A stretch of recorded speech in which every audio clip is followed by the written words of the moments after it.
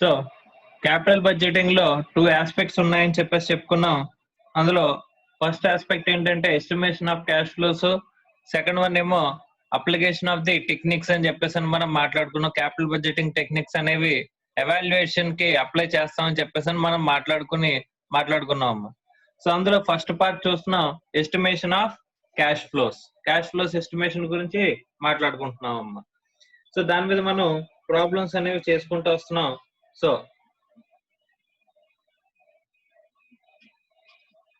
So far problem number ఏ problem వరకు అయిందంటే కనుక 5th ప్రాబ్లం అయిందమ్మా. So next 6th problem number 6.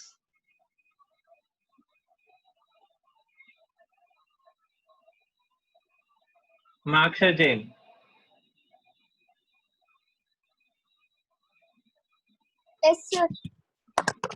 Problem number 6 చదువమ్మా.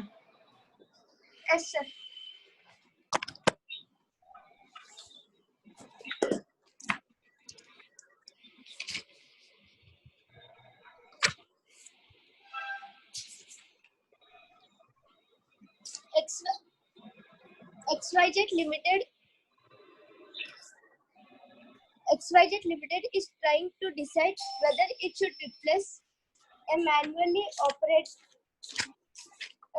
operated machine with a fully automatic version of the same machine. The existing machine purchased 10 years ago has a book value of rupees 2,40,000 and a remaining life of 20 years. Salvage value was 40,000. The machine has recently begun causing problem with breakdowns and is costing the company 20,000 per year in maintenance expenses.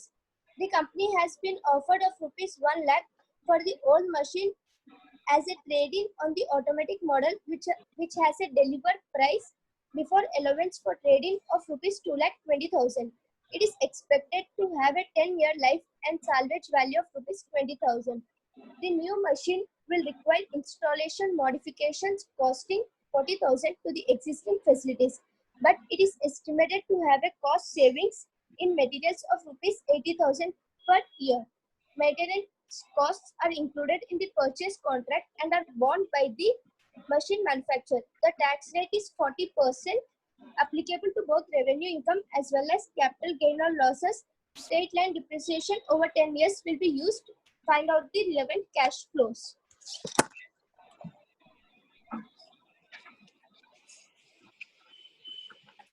So ఇక్కడ relevant cash flows ఇక్కడ కనుక్కోమని చెప్పాడమ్మా. So what are the relevant cash flows అని అంటే first out flows,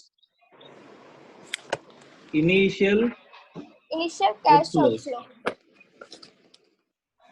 initial out flows తర్వాత cash inflows calculate చేద్దాం, తర్వాత terminal cash flows calculate చేద్దాం.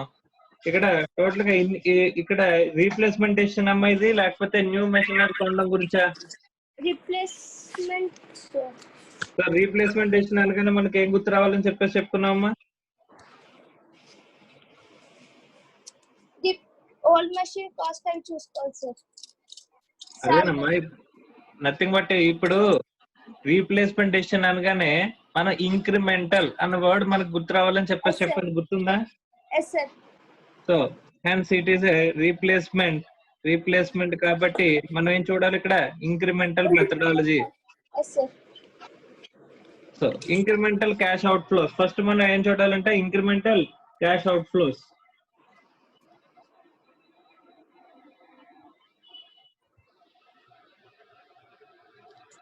న్యూ మెషిన్ కాస్ట్ ఎంతమ్మా? New machine cost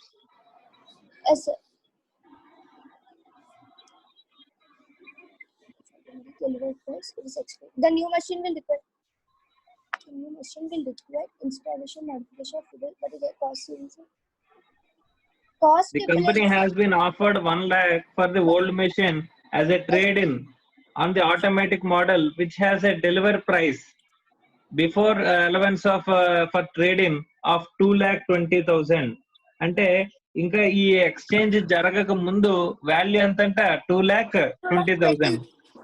so cost of the new machine అంతా 2,20,000. Okay, దాంతో పాటు ఇంకేం చెప్పాడు? Installation it is expected to have 10 years life and salvage value of 20,000.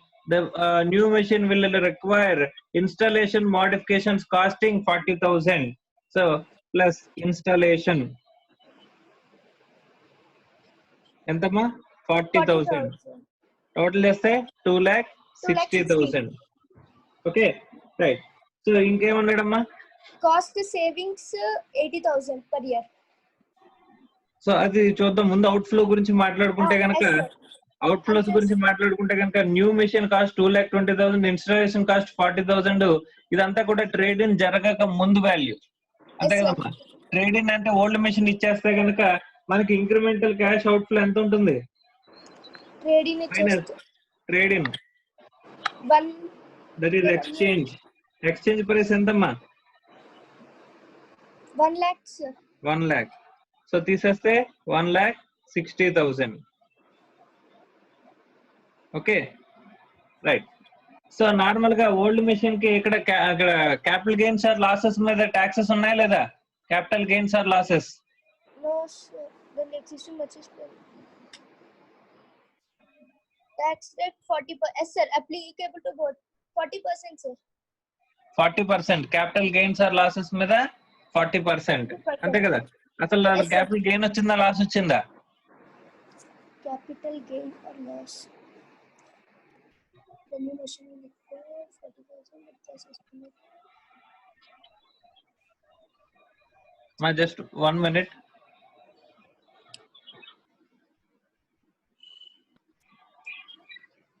So old machine book value ఎంతమ్మా? 2,40,000, sir. 2,40,000. ఇప్పుడు దాన్ని ఎంతకు అమ్ముతున్నాం మనం? మైనస్ సాల్వేజ్ వాల్యూ ఎంత వస్తుందమ్మా? 40,000. 1 lakh కదమ్మా, ఇక్కడ 1 lakh కదా ఎక్స్చేంజ్ Yes, sir. చేస్తున్నాం. Offered 1 lakh. Yes, sir. Okay, ఇప్పుడు నీకు గెయిన్ వస్తుందా, లాస్ వస్తుందా? Old machine salvage value loss. Capital loss No. ఎంత? 1,40,000. ఓకే, సో క్యాపిటల్ లాస్ మీద నీకు లాస్ వస్తే కనుక మనం ట్యాక్స్ అవుట్ ఫ్లో ఉంటుందా, ఇన్ఫ్లో ఉంటుందా? అంటే సేవింగ్ ఉంటుందా, లేకపోతే నీకు ఖర్చు అవుట్ ఫ్లో ఉంటుందా? క్యాపిటల్ లాస్ వస్తే కనుక దాని మీద ట్యాక్స్ సేవింగ్ ఉంటుంది కదమ్మా మనకి. Yes, sir. Saving ఉంటుంది, sir. So it is assumed that there is a tax saving on the losses. Okay, tax saving ఎంత? at the rate of 40%. 56,000, sir. 56,000. 1,000. So ఇక్కడ దీంట్లోంచి 1,60,000 నుంచి మనకి ట్యాక్స్ సేవింగ్ కూడా మనకి సేవింగే కాబట్టి మనకి మైనస్ ట్యాక్స్ సేవింగ్, ఈ లాస్ ని క్లెయిమ్ చేసుకోవడం వల్ల మనకి ట్యాక్స్ సేవింగ్ వస్తుంది కాబట్టి ఎంత? 56,000 మైనస్ చేస్తున్నానమ్మా. అంటే నెట్ అవుట్ ఫ్లో ఎంత? 1,04,000, sir. So incremental cash out flow, Yes, sir. Incremental cash out flow 1,04,000. Okay, Yes, sir. అర్థమైందమ్మా? Yes, sir. రైట్. నెక్స్ట్ మనం క్యాష్ ఫ్లోస్ క్యాలిక్యులేట్ చేయాలి. Cash inflows. ఈ క్యాష్ ఇన్ఫ్లోస్ కూడా ఏ క్యాష్ ఇన్ఫ్లోస్ క్యాలిక్యులేట్ చేయాలి? Incremental cash inflows. Right. So incremental cash inflows calculate చేయాలంటే కనుక మనకి information ఏమి ఇచ్చాడమ్మా? Okay. The time remaining useful life, salvage value, depreciation,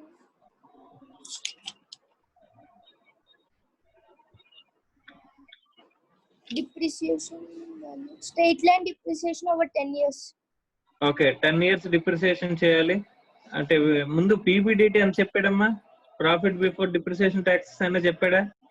Maintenance It is estimated to have a cost saving in materials 80,000 per year అని చెప్పాడు కదమ్మా.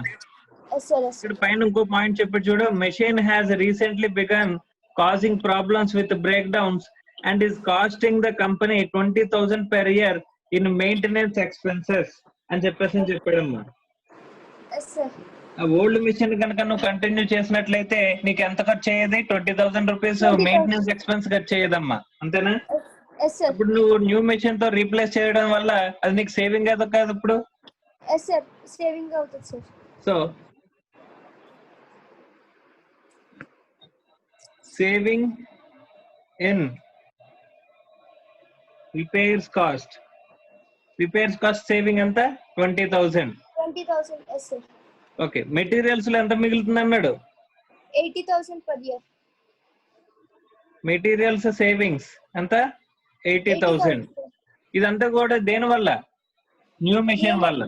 Replace old చేయడం machine వల్ల. కంటే న్యూ మెషిన్ వల్ల నీకు వచ్చే ఎడిషనల్ సేవింగ్స్ అంతా 1 lakh. అంతే కదమ్మా? Yes, sir. సో మనకి డబ్బులు రావాల్సిన అవసరం లేదు, ఖర్చు అవ్వకుండా ఉన్నా సరే అది కూడా ఏమవుతుంది మనకి ఇన్కమ్ కింద కన్సిడర్ చేస్తాం. Yes, so sir. కాబట్టి incremental PBDT profit before depreciation tax ఎంత? ఎన్ని ఇయర్స్ మొత్తం? 10 years కదా. Yes, so sir. 10th year కి టర్మినల్ క్యాష్ ఫ్లో క్యాలిక్యులేట్ చేస్తాం కాబట్టి 1 to 9 years కి చేద్దాం అమ్మా. Yes, sir. Okay, so total 1 to 9 years కి సేవింగ్ ఎంత అంటే 1 lakh వస్తుంది. నార్మల్ గా ఇంక్రిమెంటల్ డిప్రిసియేషన్ ఇక్కడ పీబీడిటీ నుంచి మనం ఏం మైనస్ చేయాలి? డిప్రిసియేషన్ మైనస్ చేయాలి. Depreciation. ఇది ఇంక్రిమెంటల్ కాబట్టి డిప్రిసియేషన్ కూడా ఇంక్రిమెంట్ లో మనం క్యాలిక్యులేట్ చేయాలి. So Yes, sir. Depreciation on old machine మీద డిప్రిసియేషన్ ఎంతమ్మా? Yes, sir. Convert. Then existing machine purchased 10 years ago. 2,40,000 divided by 10. 2,40,000. Salvage value అని ఇచ్చాడా? 40, sir. 40,000 minus 40 divided by 10. అంటే ఎంత? 20,000.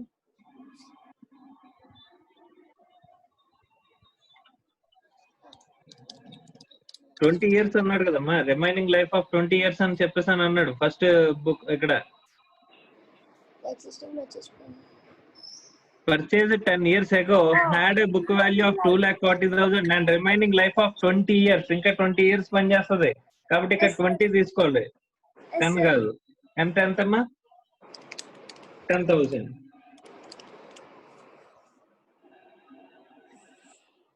అంతేనా? 2,40,000 minus 40,000 divided by 20 అంటే 10,000. న్యూ మెషిన్ డిప్రిసియేషన్ ఎంత? New machine depreciation వచ్చేసరికి న్యూ మెషిన్ లైఫ్ వచ్చేసరికి 10 years అని చెప్పాడు క్లియర్ గాని. సో టోటల్ కాస్ట్ ఎంత అవుతుందంటే 2,20,000 plus 40 ఇన్స్టాలేషన్ కాస్ట్ అంటే 2,60,000 అవుతుంది. Minus salvage value 20, sir. 20,000 divided by 10 10 years, sir. అంటే ఎంత? 24,000. సో 24,000. సో ఇంక్రిమెంటల్ డిప్రిసియేషన్ ఎంత? ఇంక్రిమెంటల్ డిప్రిసియేషన్ ఎంతమ్మా? 14, sir. 14,000. So minus incremental depreciation 14,000. Okay, next. Yes, sir. So PBDT నుంచి depreciation తీసేస్తే PBT 86, sir. 86,000 ఏంటిది? Incremental PBT Incremental minus yes, sir. Taxes 40%. at the rate of 40% అంటే ఎంత అవుతుందమ్మా? 34,400. ఎంత? 34,400, sir. 34,400. So Minus తీసేస్తే ఎంత అవుతుందమ్మా? 51,600, sir. PAT. 51,600. ఇదేంటిది? Incremental profit after tax. మనకు కావాల్సింది ఏంటమ్మా? Cash flow. Cash flow. So cash flow కావాలంటే కనుక మనం ఏం చేయాలి? నాన్ క్యాష్ ఎక్స్పెన్సెస్ ని యాడ్ బ్యాక్ చేయాలి. నాన్ క్యాష్ ఎక్స్పెన్సెస్ ఇక్కడ ఉన్నాయి, ఏమున్నాయి? డిప్రిసియేషన్ ఉంది. సో ప్లస్ ఇంక్రిమెంటల్ డిప్రిసియేషన్ ఎంత? 14,000. So Total incremental cash flows 65,600. 65,600. ఓకేనమ్మా? Yes, sir. రైట్. సో ఇది 1 to 9 years కి. మనం టెర్మినల్ క్యాష్ ఫ్లోస్ అంటే క్యాష్ ఫ్లోస్ లో ఎన్ని రకాలు ఉన్నాయి? Initial cash out flow, cash inflow, incremental cash inflow, last లో ఏమొస్తుంది? Terminal cash flow. Terminal cash flow, terminal cash inflow. Yes, sir. Terminal cash flow లో వచ్చేసరికి మనం ఏమొస్తుందమ్మా? లాస్ట్ ఇయర్ కి వచ్చేసరికి అడిషనల్ గా ఏమొస్తుంది? Salvage value ki income cash flow add cheyali, sir. So salvage value ఎంత? Salvage value. ఓల్డ్ మెషిన్ యొక్క sorry new machine యొక్క salvage New machine salvage value 20, sir. Old machine ki తీసుకుంటాం కదా, sir, salvage.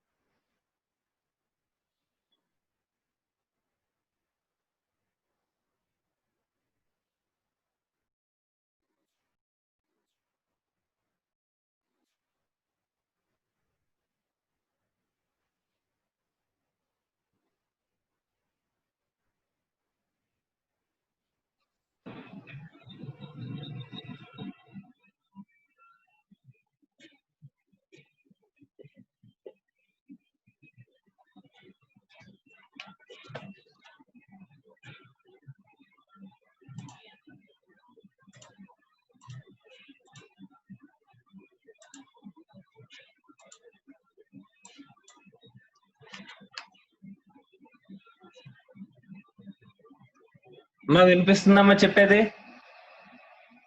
Sir. Okay, so terminal cash flow ఎంత? 85,600. So relevant cash flows అన్నాడు కాబట్టి relevant cash flows అంటే ఏమొచ్చాయి? Initial cash out flow, incremental cash inflow and terminal cash inflow అనేది వచ్చాయి. So total గా 85,600 is the incremental cash inflow, sorry terminal cash inflow, right. So ఇక్కడతో problem number 6 అయిపోయిందమ్మా. Next problem number 7.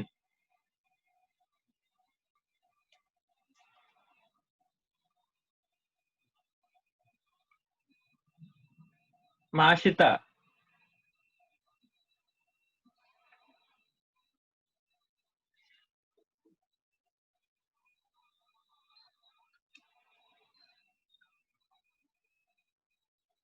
మా వినిపిస్తుందమ్మా ఆశిత?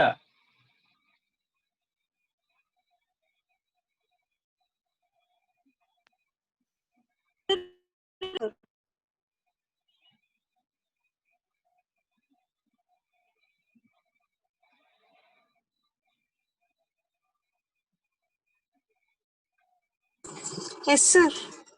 Okay, right. So ఇప్పటివరకు so far ఏమైనా doubts ఉన్నాయమ్మా? అర్థమైంది sir. Okay, next problem number 7 చదవమ్మా. A firm is currently using a machine which was purchased 2 years ago for 70,000 and has a remaining useful life of 5 years. It is considering to replace the machine with a new one, which will cost 1,40,000. The cost of installation will amount to 10,000. The increase in working capital will be 20,000.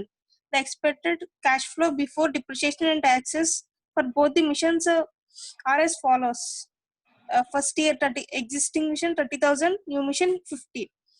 Second year 30,000, 60,000. Third year 30,000, 70,000. Fourth year 30,000, 90,000. Fifth year 30,000, 1 lakh. The firm used straight line method of depreciation. The average tax on income as well as on capital gains and losses is 40%. Calculate the incremental cash flow assuming sale value of existing machine 80,000, 60,000, 50,000 and 30,000. Okay, Yes, sir. So ఇక్కడ ఏం చెప్పాడంటే గనక calculate incremental cash flows అని చెప్పేసి అని అనేసాడు. Direct incremental cash flows కనుక్కోమని వాడే చెప్పాడు. ఇది కూడా రీప్లేస్మెంట్ డెసిషన్ అయిన రీప్లేస్మెంట్ డెసిషన్ కాబట్టి. Okay, right. సో ఇక్కడ sale value of the existing machine 80,000 అయితే, 60,000 అయితే, 50,000 అయితే, 30,000 అయితే కనుక అప్పుడు క్యాలిక్యులేట్ చేయమంటున్నాడు, క్యాష్ ఫ్లోస్ క్యాలిక్యులేట్ చేయమంటున్నాడు అమ్మా. Okay, right. అసలు ఓల్డ్ మిషన్ కాస్ట్ ఎంత? ఓల్డ్ మెషిన్ కాస్ట్ ఎంతమ్మా? 70,000. Okay, right. సో ఇప్పుడు టోటల్ గా ఎన్ని ఇయర్స్ వాడేమన్నాడు ఓల్డ్ మిషన్ ని? పర్చేజ్ 2 years ఎగో అని చెప్పేసి అని చెప్పాడు. పర్చేజ్ 2 years ఎగో అన్నాడు. ఇంకా రిమైనింగ్ యూస్ఫుల్ లైఫ్ ఎంత ఉన్నది అన్నాడు? 5 years అన్నాడు. టోటల్ యూస్ఫుల్ లైఫ్ ఎంత అప్పుడు? 7 years. Total useful life already 2 years used plus 5 years remaining, total గా ఏం చూసుకుంటే 7 years. ఓకే, సో కాబట్టి ఇక్కడ మనకి ఏమవుతుందంటే డిప్రిసియేషన్ ఎంత అవుతుందమ్మా? 70,000 original cost divided by salvage value అని చెప్పాడమ్మా. చెప్పలేదు సార్. సో కాబట్టి 70,000 డివైడెడ్ బై 7 అంటే 10,000 డిప్రిసియేషన్, అంతే కదమ్మా? బుక్ వాల్యూ ఎంత అవుతుందమ్మా అప్పుడు?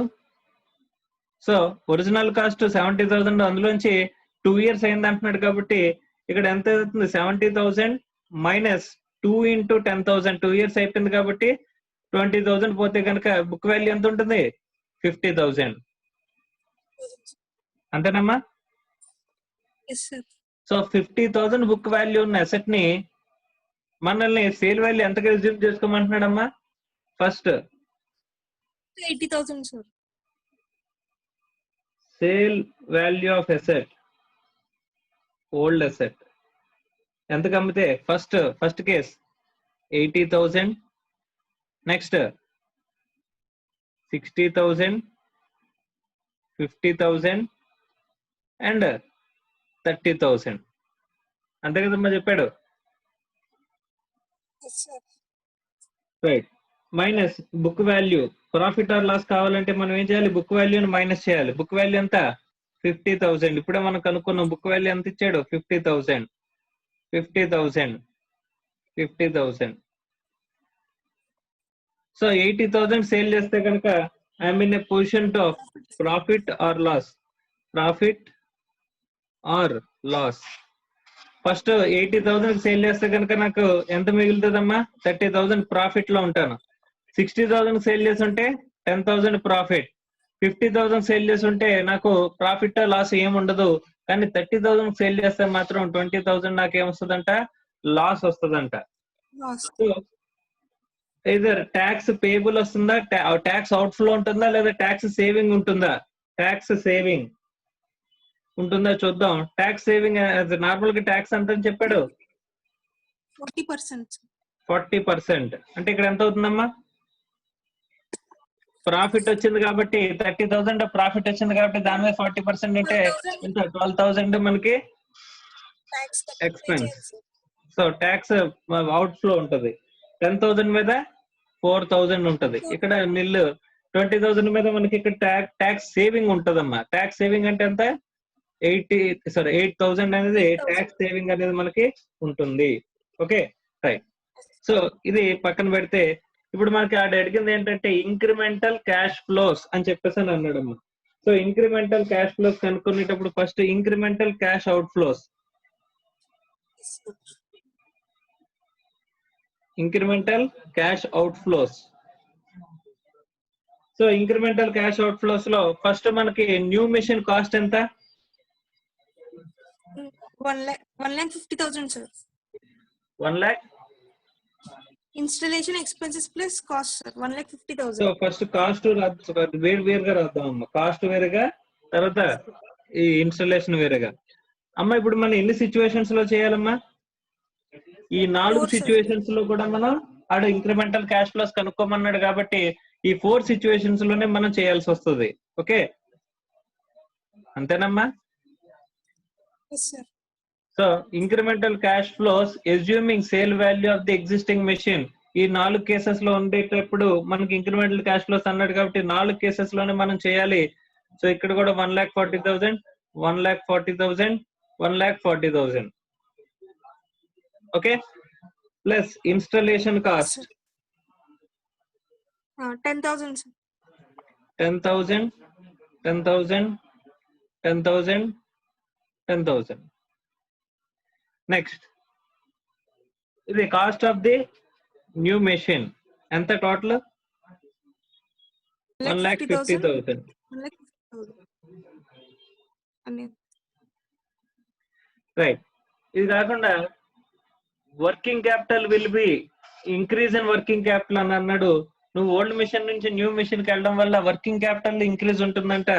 ప్లస్ అది కూడా అవుట్ ఫ్లో కింద తీసుకుంటాం కదమ్మా. Yes, sir. Incremental Plus working 20%. Capital.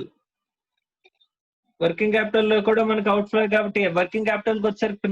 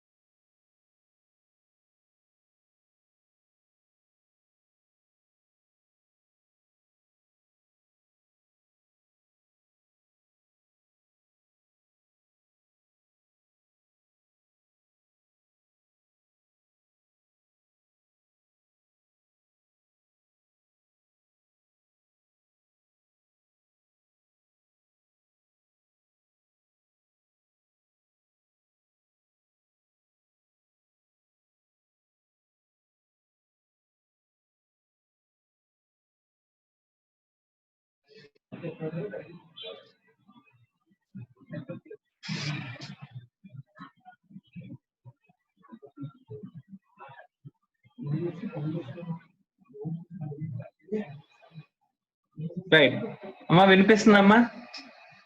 Yes, sir. Right.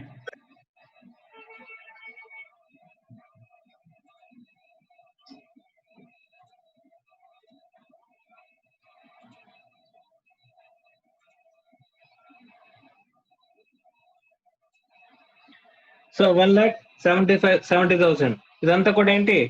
Out flows, incremental out flows. Okay, so ఇంకా ఈ ఇంక్రిమెంటల్ అవుట్ ఫ్లోస్ లోంచి మనం ఏం చేయాలి? Old ఇక్కడ asset. సాల్వేజ్ వాల్యూ ఉంది కదమ్మా, minus salvage value of old machine. So old machine ని ఎంతకు సేల్ చేస్తే? 80,000 సేల్ చేస్తే మనకి అవుట్ ఫ్లో తగ్గుతుంది కదా. అది ఇక్కడ 60,000, ఇక్కడికి వచ్చేసరికి 50,000, ఇక్కడికి వచ్చేసరికి 30,000. సో దీనివల్ల మనకి ఏముంది? Tax minus tax R tax saving. So first కేసులో ట్యాక్స్ పడుతుంది 12,000, మైనస్ అవుతుంది, సారీ ట్యాక్స్ అవుట్ ఫ్లో కదమ్మా, అవుట్ ఫ్లో అనేది పెరుగుతుంది కదా. సో 12,000 అవుట్ ఫ్లో, ఇక్కడేమో 4,000 అవుట్ ఫ్లో. మనం అవుట్ ఫ్లోస్ లెక్కేస్తున్నాం, ఇక్కడేమో నిల్, ఇక్కడికి వచ్చేసరికి 8,000 ట్యాక్స్ సేవింగ్ ఇన్ఫ్లో. సో కాబట్టి లెక్కేసుకుంటే కనుక incremental cash out flow, net out flow ఎంతమ్మా? ఫస్ట్ 1,70,000 లోంచి 80,000 తీసే అంటే ఎంత అవుతుంది? 90,000. 90,000 కి ఇక్కడ ట్యాక్స్ బయటికి పోతుంది కాబట్టి 80,000 మనకు వచ్చేస్తుంది కాబట్టి, డబ్బులు వచ్చేస్తున్నాయి కాబట్టి 1,70,000 లో 80,000 తీసేస్తే 90,000 ఉంది. ఇంకా నెట్ అవుట్ ఫ్లో 90,000. కానీ ట్యాక్స్ బయటకు పోవడం వల్ల నీకు అవుట్ ఫ్లో పెరిగింది. అవుట్ ఫ్లో పెరిగి ఎంత అవుతుంది? 1,02,000. Like 30,000.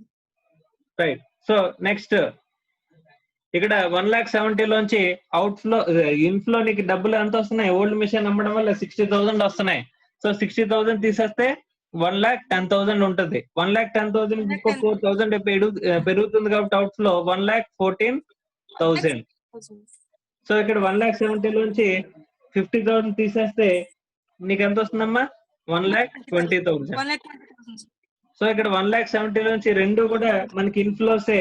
సో ఈ రెండు మైనస్ చేస్తే కనుక 38,000 మైనస్ చేస్తే ఎంత అవుతుంది? 1,32,000, sir. సో 1,32,000. సో ఇది incremental cash out flows. So ఇది టోటల్ గా చూసుకుంటే ఇంక్రిమెంటల్ క్యాష్ అవుట్ ఫ్లోస్ అమ్మా. Okay, right. Next Yes, sir.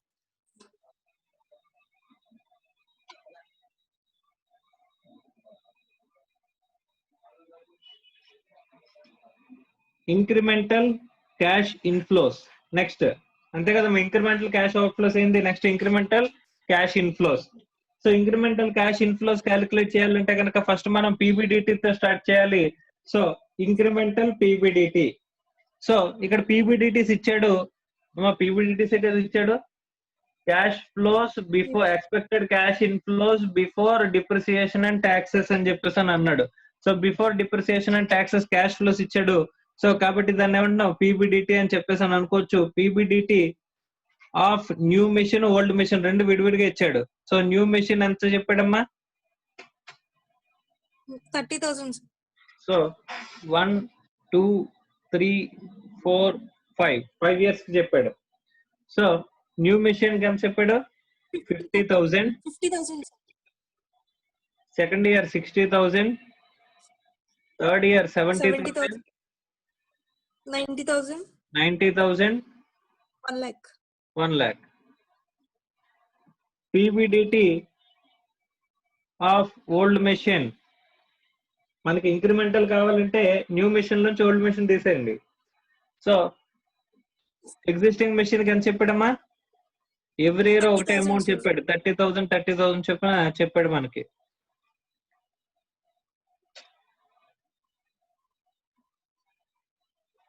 Right. So next incremental PBDT. Incremental PBDT ఎంతమ్మా? 20,000, sir. 20,000, 30,000, 30,000, 40,000, 60,000, 60,000, 70,000. 70,000. Okay, next PB detail నుంచి మనం ఏం మైనస్ చేయాలి? ఇంక్రిమెంటల్ డిప్రిసియేషన్ మైనస్ చేయాలి, అంతే కదా? Yes, sir. Sir old machine యొక్క డిప్రిసియేషన్ ఎంత? 10,000, sir.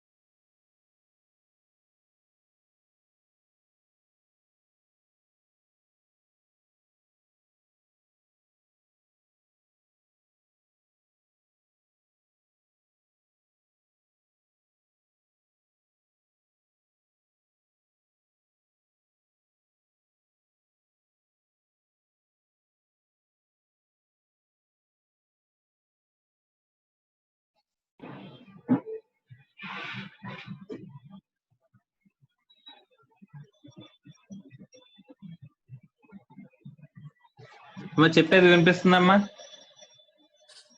Yes, sir. Okay,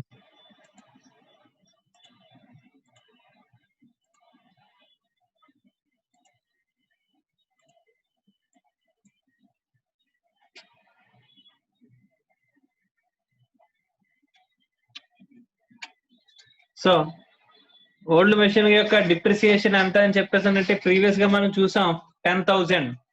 okay, so old machine depreciation 10,000. New machine depreciation ఎంతమ్మా? మా new machine depreciation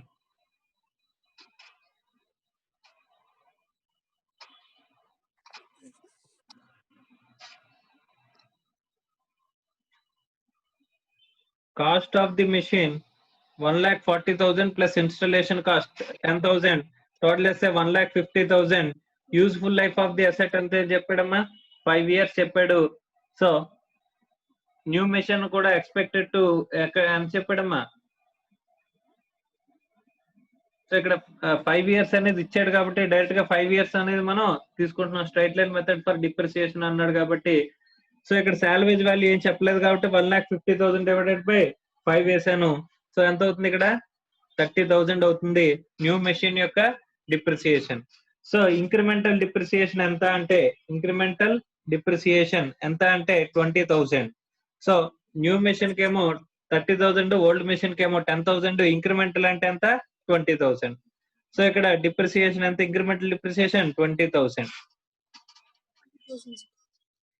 straight line depreciation అన్నాడు కాబట్టి డైరెక్ట్ గా ఈక్వల్ గా వేసుకుంటూ వెళ్ళిపోతున్నాను. Right. So next incremental PBT, profit before tax. అంటే ఇక్కడ నిల్లు, ఇక్కడ వచ్చేసరికి 10,000, ఇక్కడ 20,000, ఇక్కడ 40,000, ఇక్కడికి వచ్చేసరికి 50,000 minus tax at the rate of 40%. First దాంట్లో ట్యాక్స్ ఏం లేదు, ప్రాఫిట్ లేదు, ట్యాక్స్ ఉండదు. ఇక్కడికి వచ్చేసరికి 4,000, ఇక్కడికి వచ్చేసరికి 40% అన్నాడు కాబట్టి 8,000, ఇక్కడికి వచ్చేసరికి 16,000, ఇక్కడికి వచ్చేసరికి 20,000. సో తీసేస్తే ఇది ఇంక్రిమెంటల్ పిఏటి, ప్రాఫిట్ ఆఫ్టర్ ట్యాక్స్. ఇక్కడ నిల్, ఇక్కడేమో 6,000, ఇక్కడేమో 12,000, ఇక్కడికి వచ్చేసరికి 24,000, ఇక్కడికి వచ్చేసరికి 30,000. సో మనకు కావాల్సింది క్యాష్ ఫ్లో కాబట్టి ప్రాఫిట్ ఆఫ్టర్ ట్యాక్స్ కి ఏం చేస్తాం, add incremental depreciation. So depreciation అంతా 20,000 అని చెప్పేసి అని అనుకున్నాం కాబట్టి 20,000 యాడ్ చేసేస్తే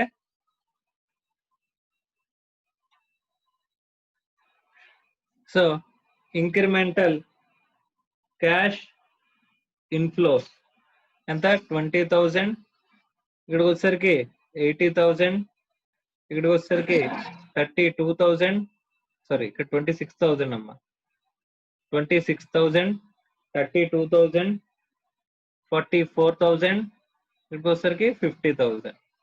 okay.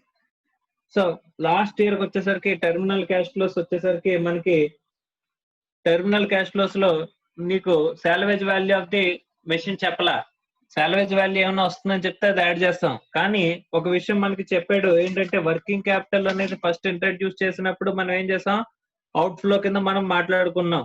So incremental working capital అని చెప్పేసి అని మనం ఏం చేసుకున్నాం, ఇక్కడ అవుట్ ఫ్లో కింద మాట్లాడుకున్నాం. లాస్ట్ ఇయర్ కి వచ్చేసరికి అదేమవుతుంది, రియలైజేషన్ అవుతుంది. So working capital realization, add working capital realisation.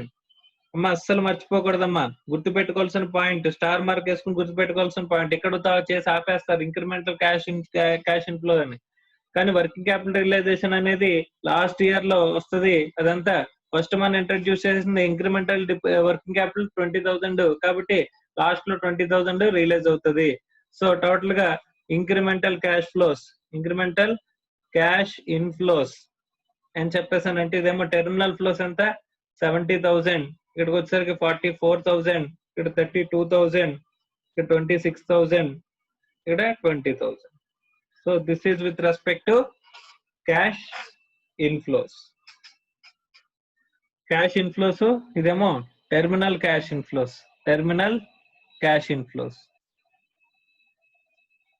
So terminal cash inflows ఎలా చేయొచ్చు, లేదా సపరేట్ గా టెర్మినల్ క్యాష్ ఇన్ఫ్లోస్ అని చెప్పేసి అని రాయొచ్చు. So cash inflows, salvage value, working capital realization, ఈ మూడు కూడా మనం చూపిస్తూ సపరేట్ గా టెర్మినల్ క్యాష్ ఫ్లోస్ అని మనం క్యాలిక్యులేట్ చేసుకోవచ్చు. So this is with respect to problem number 7.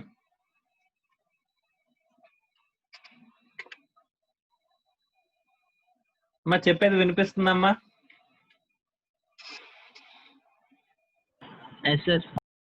మధ్యలో కొంచెం నెట్వర్క్ ప్రాబ్లం వస్తుందమ్మా, నెట్ కనెక్ట్ అవ్వడం ప్రాబ్లం అవుతుంది. సో ఎక్కడైనా ఆగితే కనుక నేను మీకు ఇంటిమేట్ చేస్తాను. ఓకే.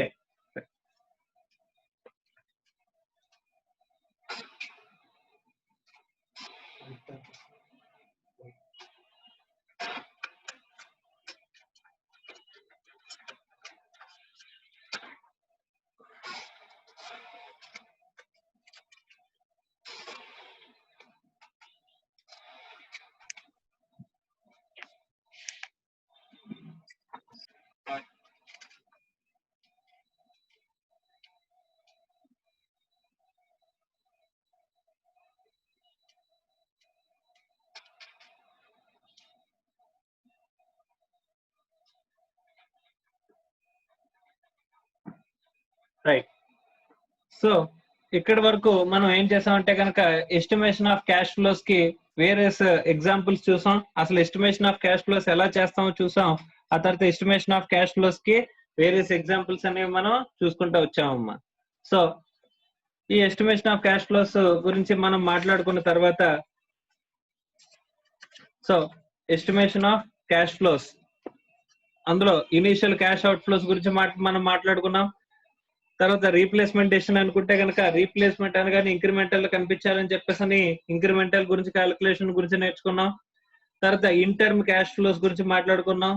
తర్వాత టెర్మినల్ క్యాష్ ఫ్లోస్ గురించి మనం మాట్లాడుకున్నాం. వీటికి ఫార్మాట్ అనేది రాసాం, దాని అప్లికేషన్ అనేది కూడా మనం చూసుకుంటూ వచ్చాము అమ్మా. Okay right.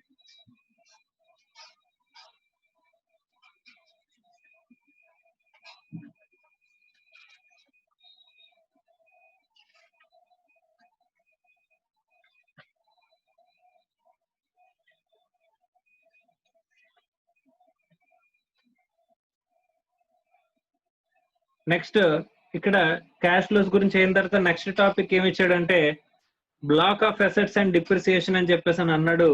ఇందులో మీకు ఇన్కమ్ ట్యాక్స్ యాక్ట్ లో మనకి బ్లాక్ ఆఫ్ అసెట్స్ డిప్రిసియేషన్ గురించి ఆల్రెడీ వస్తుందమ్మా. సేమ్ థింగ్ ఇక్కడ మనకి చెప్తున్నాడు అంతే. So black of assets and depreciation గురించి మాట్లాడుతున్నాడమ్మా. ఓకే రైట్, ఒక్కసారి ఏం చెప్పాడో చూద్దాం. Block of assets and depreciation. From the above discussion, it is clear that tax shield or benefit from the depreciation is considered while calculating cash flows from the project. Tax మనం only for the purpose of cash లో అంటే profit after tax కి మనం depreciation అనేది ఎందుకే profit కి depreciation అనేది add చేసి సరే ఫస్ట్ మైనస్ చేసి తర్వాత యాడ్ ఎందుకు చేస్తున్నాము అని చెప్పేసానంటే కనుక for the purpose of tax purpose అండి. అలాంటప్పుడు అక్కడ డిప్రిసియేషన్ కూడా ఎలా ఉండాలంట, ట్యాక్స్ పర్పసెస్ కోసం ఇచ్చే డిప్రిసియేషన్ ఉండాలి. ట్యాక్స్ పర్పసెస్ కోసం డిప్రిసియేషన్ ఎలా ఉంటుంది సార్ అంటే మనం నార్మల్ గా డిప్రిసియేషన్ అనేది క్యాలిక్యులేట్ చేస్తాం, కానీ ఇక్కడ డిప్రిసియేషన్ ఏ ప్రకారం క్యాలిక్యులేట్ చేయాలి యాక్చువల్ గా అయితే కనుక ఇక్కడ ఇన్కమ్ ట్యాక్స్ పర్పసెస్ కోసం మాత్రమే క్యాలిక్యులేట్ చేయాలి.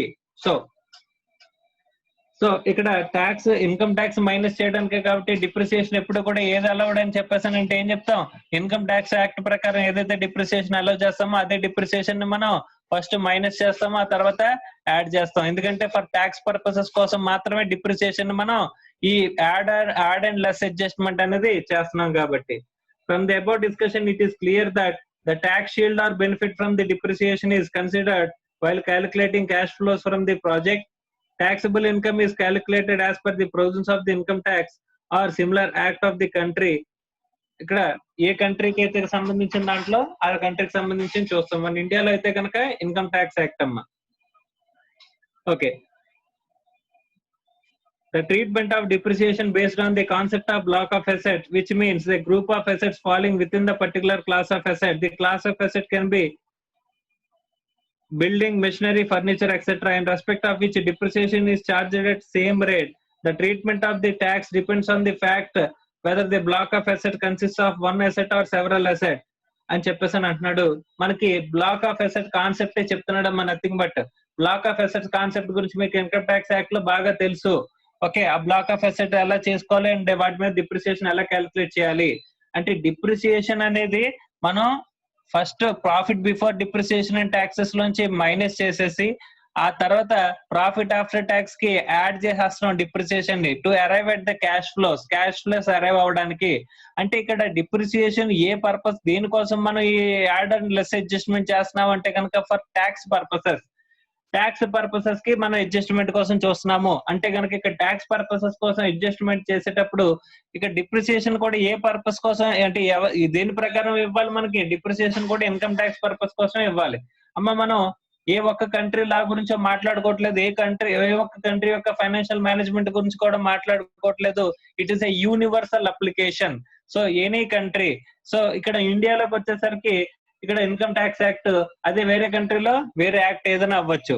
ఆ యాక్ట్ ప్రకారం బ్లాక్ ఆఫ్ అసెట్స్ అంటే బ్లాక్ ఆఫ్ అసెట్స్ తీసుకుంటూ ఆ కంట్రీ ట్యాక్స్ రూల్స్ ప్రకారం డిప్రిసియేషన్ ఎలా క్యాలిక్యులేట్ చేయమంటే అలా క్యాలిక్యులేట్ చేసి తీసుకోవాల్సిన పరిస్థితి ఉంటుంది. ఇండియాకి వచ్చేసరికి ఇన్కమ్ ట్యాక్స్ యాక్ట్ ప్రకారం block of assets and depreciation కాబట్టి block of assets and depreciation ప్రకారం మాత్రమే ఇక్కడ మనం తీసుకోవాల్సి వస్తుంది అమ్మా. మీ క్వశ్చన్ లో మనం ఇప్పటివరకు చూసిన దాంట్లో చాలా చోట్ల straight line method of depreciation కూడా ఎలా ఇక్కడ చెప్తున్నాడు కదా సార్ అంటే ఆడ్ అజంప్షన్ ప్రకారం ఇన్కమ్ ట్యాక్స్ యాక్ట్ లో కూడా డిప్రిసియేషన్ అనేది ఎలా చేస్తున్నారు అనేది వాళ్ళ అజంప్షన్. సో ఆ అజంప్షన్ ప్రకారం ఇక్కడ డిప్రిసియేషన్ అనేది క్యాలిక్యులేట్ చేసి ఇస్తున్నాం అని చెప్పేసి వాళ్ళు చెప్తున్నారు మా ప్రాబ్లం లోనే. ఓకే, అంతేగాని సార్ మనకి ఇన్కమ్ ట్యాక్స్ యాక్ట్ లో డబ్ల్యూడివి మెథడ్ కదా సార్, ఇక్కడ క్వశ్చన్ లో straight line method of depreciation ఇచ్చారు, అయినా సరే మనం అదే మైనస్ చేసి మళ్ళీ యాడ్ బ్యాక్ అదే డిప్రిసియేషన్ చేస్తున్నాం అంటే కనుక అక్కడ పర్టికులర్ అజంప్షన్ ఏంటంటే కనుక మనం ఏదైతే మనం కంపెనీ క్యాలిక్యులేట్ చేస్తున్నామో అది ఏ కంట్రీ అని లేదు, ఆ కంట్రీలో మనకి ఆ స్పెసిఫిక్ గా డిప్రిసియేషన్ అనేది వాళ్ళ స్ట్రైట్ లైన్ మెథడ్ లో అలో చేస్తున్నారు అని చెప్పేసి మనం అజంప్షన్ తీసుకుంటున్నాం అమ్మా. So for tax purposes that is depreciation is allowed like that అని చెప్పేసి మనం తీసుకుంటున్నాం కాబట్టి అక్కడ డిప్రిసియేషన్ అనేది స్ట్రైట్ లైన్ మెథడ్ ఇచ్చినా చేస్తున్నాం. కానీ యాక్చువల్ గా అయితే కనుక మనం ఈ ప్రాజెక్ట్ అనాలిసిస్ లో క్యాష్ ఫ్లోస్ కన్సిడర్ చేసేటప్పుడు ఇండియాలోకి సంబంధించి మాట్లాడుకుంటే కనుక డిప్రిసియేషన్ ఎలా క్యాలిక్యులేట్ చేయాలమ్మా ఈ బ్లాక్ ఆఫ్ అసెట్స్ ప్రకారం మనం డిప్రిసియేషన్ అనేది క్యాలిక్యులేట్ చేసుకుంటూ రావాలంట. ఓకే రైట్, నెక్స్ట్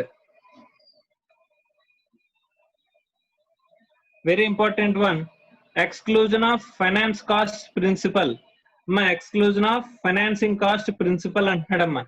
నార్మల్ గా మీరు profit before depreciation and taxes arrive అయ్యేటప్పుడు, profit before depreciation and taxes arrive అయ్యేటప్పుడు, పీబీడిటీ అరైవ్ అయ్యేటప్పుడు you should not exclude.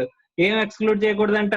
Interest on loans కానీ, ఇంట్రెస్ట్ ఆన్ టర్మ్ లోన్స్ కానీ, లేకపోతే ఇంట్రెస్ట్ ఆన్ డిబెంచర్స్ కానీ, లేకపోతే ప్రిఫరెన్స్ అంటే ప్రాఫిట్ ఆఫ్టర్ ట్యాక్స్ లోంచి ప్రిఫరెన్స్ డివిడెండ్ కానీ మనం ఏవి కూడా minus చేయకూడదంట.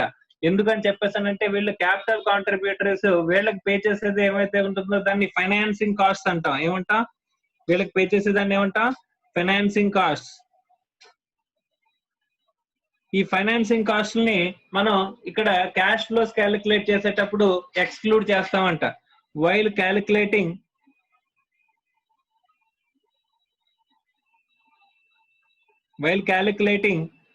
cash flows,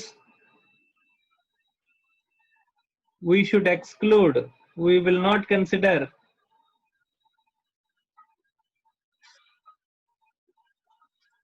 financing costs. So మనం ఏంటంటే while calculating cash flows calculate చేసేటప్పుడు అంట మనం ఏం చేయమంట?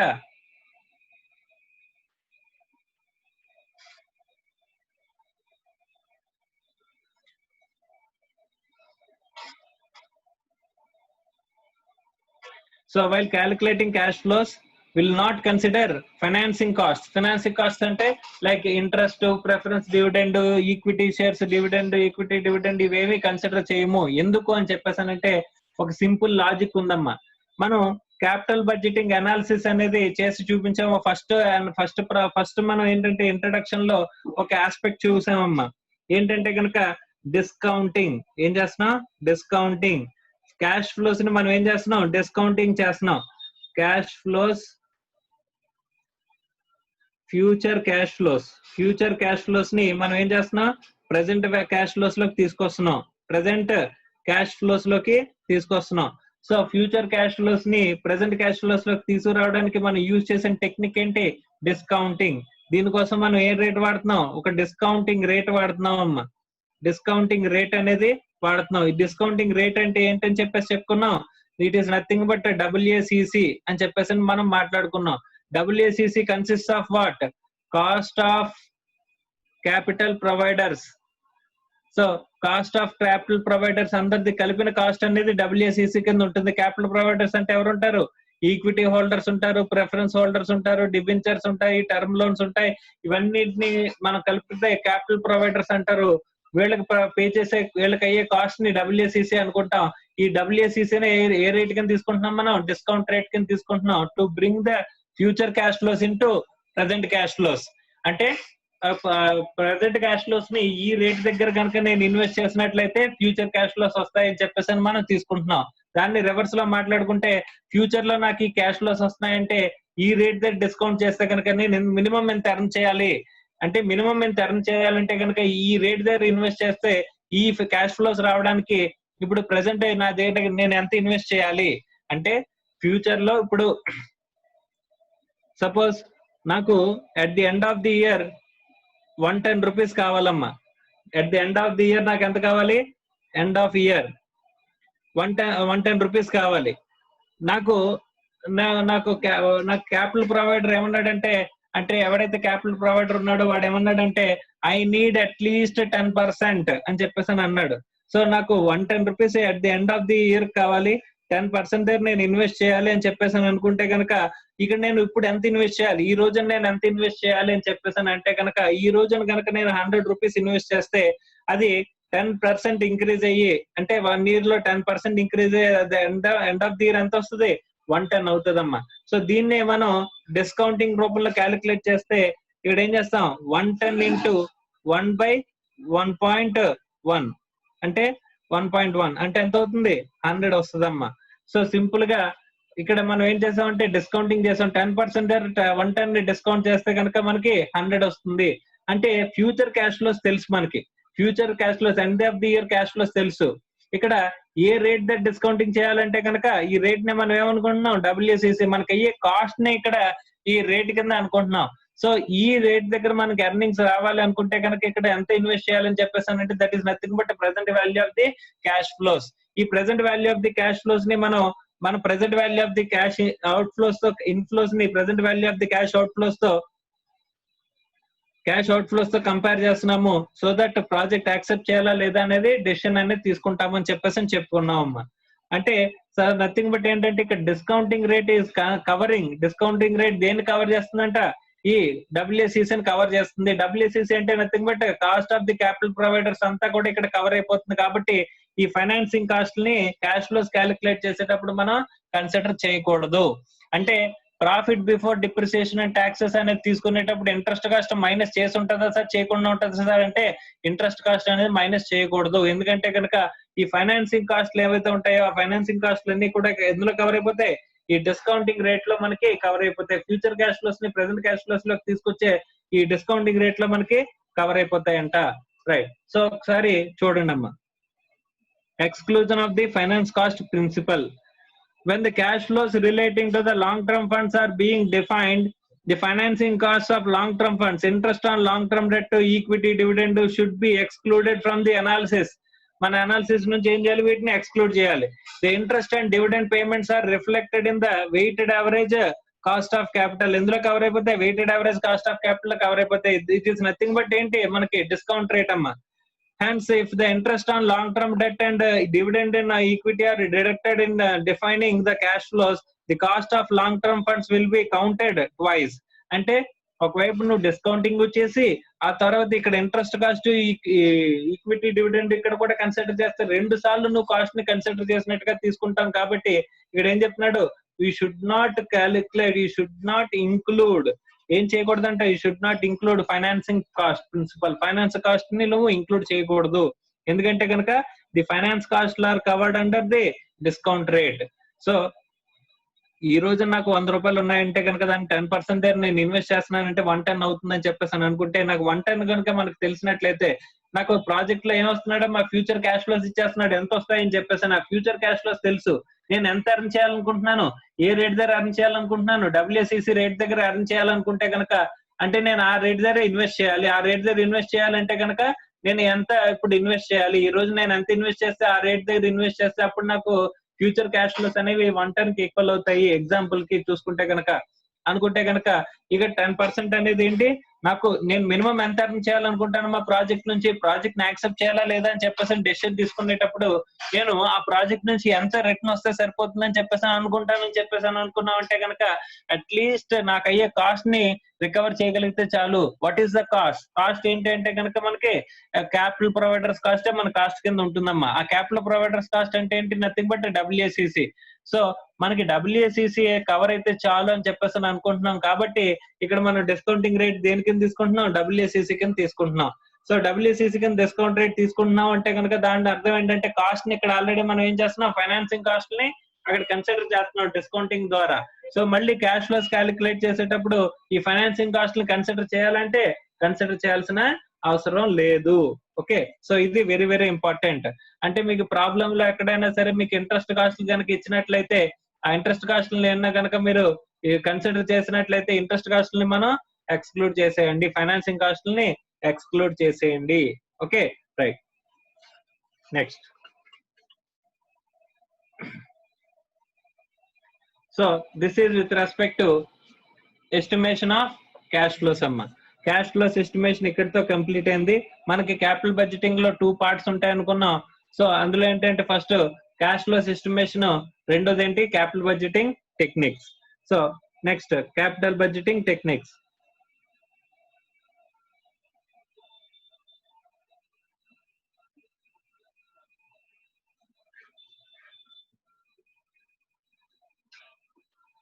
So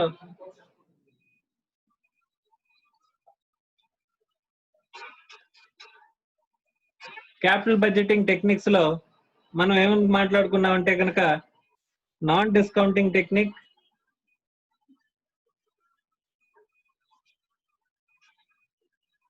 and discounting techniques. So non discounting techniques, discounting techniques అని 2 రకాలుగా ఉన్నాయి అనుకున్నాం. సో ఈ నాన్ డిస్కౌంటింగ్ టెక్నిక్స్ లో ఏమేమి ఉన్నాయంటే కనుక payback period. So payback period. Second వచ్చేసరికి accounting rate of return, ARR, accounting rate of return. Next discounting techniques వచ్చేసరికి ఏమేమి ఉన్నాయంటే కనుక NPV, net present value technique. So net present value technique. తర్వాత ప్రాఫిటబిలిటీ ఇండెక్స్. ఇవన్నీ కూడా ఒక్కొక్క మెథడ్ గా మనం చూడబోతున్నాం అమ్మా. ప్రాఫిటబిలిటీ ఇండెక్స్, తర్వాత IRR, internal rate of return, తర్వాత మోడిఫైడ్ IRR, దాన్ని MIRR అంటారమ్మా. Okay, next last one discounted payback.